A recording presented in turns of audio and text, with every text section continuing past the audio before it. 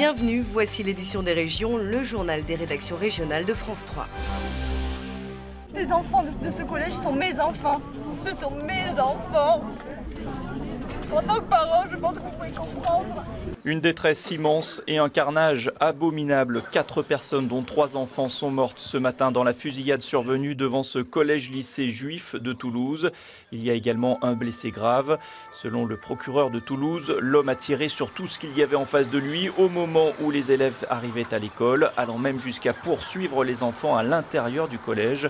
Un véritable massacre. Tout le monde est aussi victime, tout le monde est aussi meurtri dans sa chair, dans son cœur.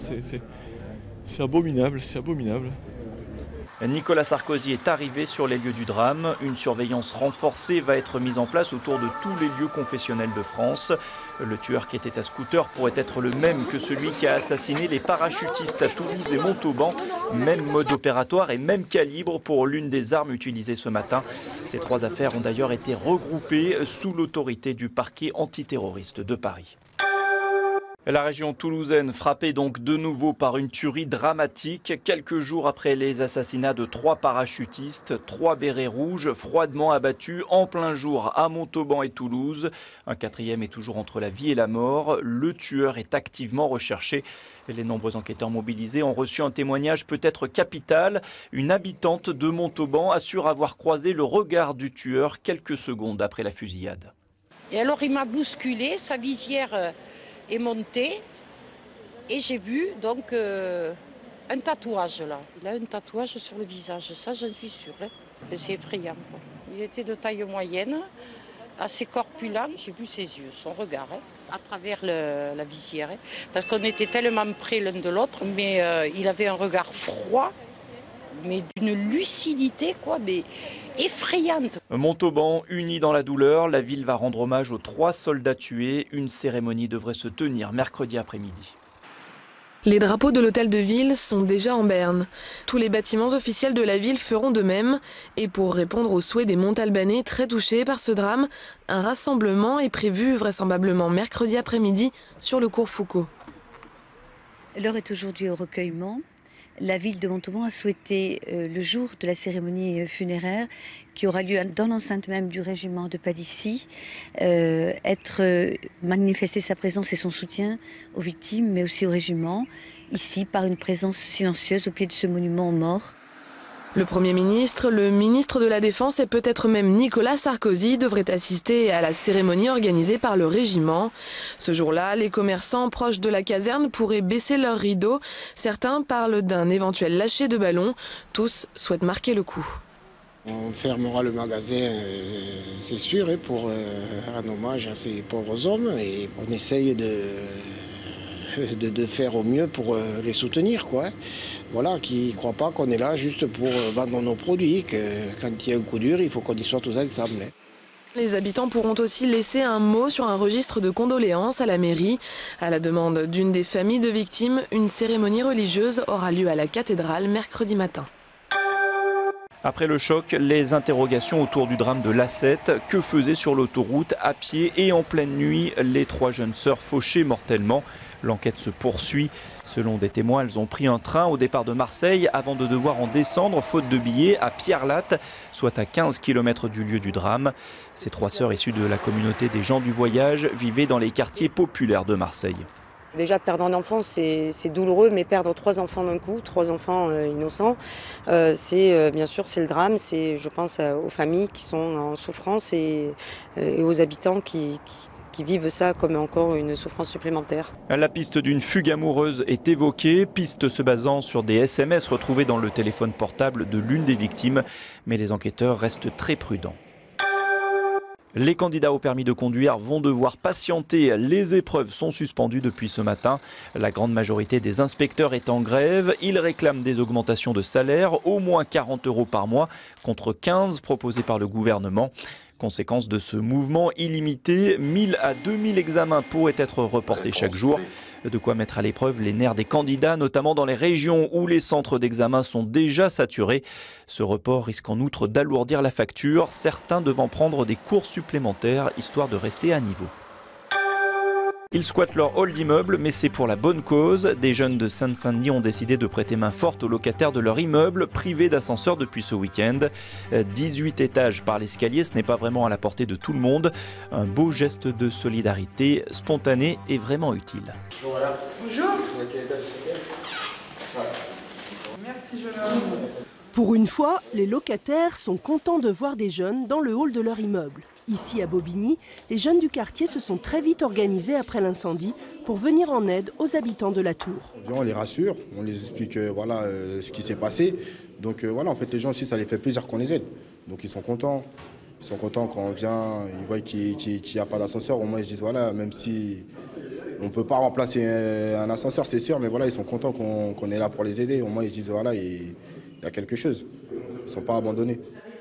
Dans la nuit de vendredi à samedi, un incendie a ravagé cette cabine. Depuis, les 3 ascenseurs sont inutilisables. Et pour les locataires de cette tour HLM, dont beaucoup sont âgés et certains lourdement handicapés, la galère ne fait que commencer. L'immeuble compte 18 étages. C'est trop dire. Vraiment, il faut descendre, monter, descendre. Vraiment, c'est fatigant. Il marche une fois sur 2. Il y a eu une période où pendant 3 mois, on n'a pas eu d'ascenseur. Là, on parle de 2 mois de délai. L'association d'insertion Alliance, qui travaille sur le quartier, encadre l'initiative spontanée des jeunes. La réaction a été vraiment immédiate du fait que je pense que tous les jeunes qui sont ici sont touchés, du fait que c'est les parents, c'est nos mères, nos pères qui montent ces étages-là. Pour l'instant, les locataires n'ont reçu que peu d'informations sur les travaux et les délais nécessaires aux réparations ou sur d'éventuelles mesures de relogement. En attendant, le bailleur pourrait embaucher les jeunes et faire de leur bonne volonté un CDD. L'eau potable en Pays Basque serait-elle de mauvaise qualité? L'UFC Que Choisir lance un pavé dans la mare. Selon l'association de consommateurs, il y a des traces d'aluminium, des traces qui dépasseraient la limite autorisée dans une trentaine de communes. Pour rendre l'eau potable, des sels d'aluminium sont parfois ajoutés. On dépasse effectivement de temps en temps les références de qualité par rapport à l'aluminium. Je dis bien référence, ça témoigne qu'il y a une petite dérive dans le traitement de l'eau, mais l'eau reste tout à fait potable. Il ne faut pas dépasser par contre des limites de qualité qui sont plus hautes. Des limites que le syndicat intercommunal de production de l'eau assure n'avoir jamais dépassées. C'est une vente aux enchères exceptionnelle qui était organisée à Limoges. À vendre, notamment ce bronze signé Auguste Rodin. Une main crispée qui appartenait à une famille du Midi de la France, mise à prix 10 000 €, mais très vite, les enchères se sont emballées. 82 000. 87 000. 90 000. 91 000. À 91 000, c'est bien vu. Adjugé. Adjugé à 91 000 €, cette main signée Rodin appartient désormais à une grande galerie parisienne. Autres enchères en Côte d'Or. Je vais adjuger à 4 100 €, 4 200. Le château du Clos de Vougeot abritait la 51e vente des vins des Hospices de Nuit Saint-Georges, des vins reconnus pour compter parmi les meilleurs de l'appellation Nuit. La particularité des Hospices de Nuit, c'est que ce sont des vins qui sont tout en finesse, avec énormément de fruits et de délicatesse. D'autres vins prestigieux étaient vendus aux enchères ce week-end à Bouillac, près de Bordeaux. Ambiance sur place. Une fois, 2 fois. Une chorégraphie au service de Bacchus. Derrière le pupitre, l'expert, au maillet, le commissaire-priseur, en ligne, les éventuels acquéreurs et dans la salle, des amateurs éclairés venus s'offrir là où les bouteilles de leurs rêves. Plus de 500 lots allant de quelques dizaines d'euros à plusieurs milliers. Et là aussi, il faut savoir consommer avec modération. Il faut que ça reste raisonnable, mais surtout qu'il faut rajouter 20% de frais. Des étiquettes, des millésimes exceptionnels, de quoi faire tourner la tête sans même les déguster et de quoi faire rêver le sommelier du restaurant accueillant la 3e édition de cette vente annuelle. On voit passer des jolis flacons, effectivement, ça donne envie d'en acheter certains par folie. Et certains ont les moyens de faire ces folies, comme ce jeune acheteur chinois venu avec plusieurs idées très précises et un chéquier à la hauteur de ses goûts pour les grands Bordeaux. 1990 et Shadow, Marco, Lafitte, La Tour, Petrus. Autre, non. Et après tout ça va partir en Chine quelques bouteilles. On va boire en France et après en Chine pour collection. C'est quasiment parfait, les niveaux sont exceptionnels. Et c'est là l'autre secret de ces ventes aux enchères de grands vins, la garantie de l'expertise qui, faute d'avoir accès au contenu, s'est fait un art dans l'examen du contenant. En termes de niveau, d'étiquette, de capsules et parfois d'aspect sur des vieux flacons. Quand un flacon est très ancien, on pourra en regarder si vous voulez, vous verrez qu'il y a bien entendu à s'assurer de l'aspect, de la couleur, qu'il n'y ait pas un caractère vicié sur la bouteille, qui n'empêche pas que certaines bouteilles, même présentant des défauts, peuvent être vendues pour un aspect collection. Le seul plaisir de la collection devenant alors la garantie de s'offrir le flacon sans l'ivresse. Alors que le parc du Puy du Fou a été sacré meilleur parc de loisirs par un jury de professionnels réunis en Californie, le Futuroscope s'est vu également récompensé pour son attraction Arthur, l'aventure 4D, un spectacle inauguré il y a 2 ans. C'était en décembre 2009. Le Futuroscope lançait en grande pompe et en présence de son papa, Luc Besson, ce qui allait devenir 2 ans plus tard la meilleure attraction au monde. Aujourd'hui, c'est un fait, les visiteurs se bousculent au portillon d'Arthur en 4D. Même un dimanche pluvieux de mars, il y a près d'1 heure d'attente pour 5 petites minutes de sensations fortes. Les araignées n'aiment pas trop qu'on touche à Antoine, tu sais. T'inquiète pas, on enverra un couturier pour refaire tout ça. Attention! Grâce à un simulateur de mouvement et des effets multisensoriels, les visiteurs sont ballottés, attaqués par des bestioles hostiles et qui en plus leur éternuent à la figure. Mais visiblement, ils adorent ça et parfois même en redemandent. C'est excellent, c'est magnifique, c'est génial. Excellent. À refaire, à refaire. C'était votre première fois là? Non, la deuxième.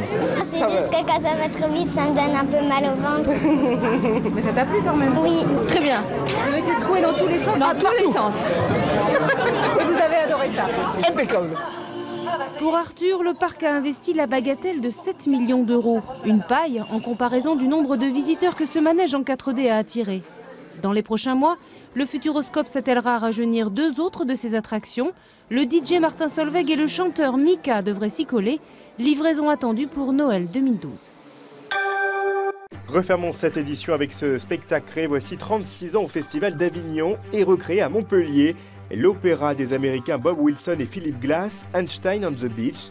Une œuvre revisitée de plus de 4 heures. Un spectacle surprenant.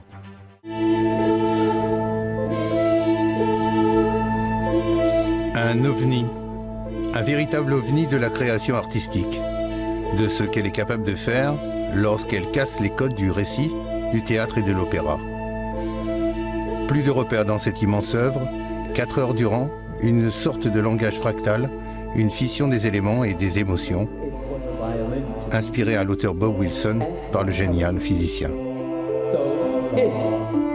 You see any of those baggy pants? Chuck the hills. Je pensais au livre sur la plage et j'ai pensé à Einstein comme un pacifiste. Vivant de l'atome, vivant de l'esprit. Et l'idée d'Einstein comme un pacifiste, l'idée d'Einstein sur la plage, m'a semblé pouvoir donner une dimension poétique à mon travail.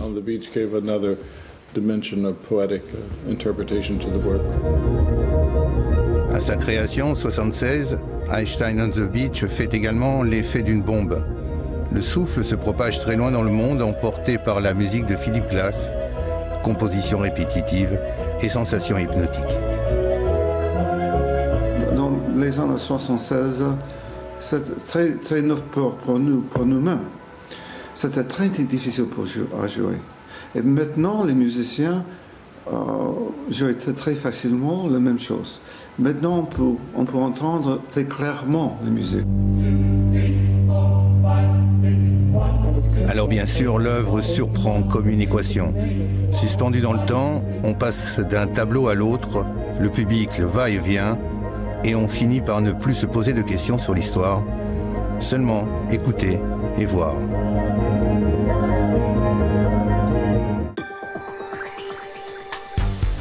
Tout de suite, votre édition des initiatives.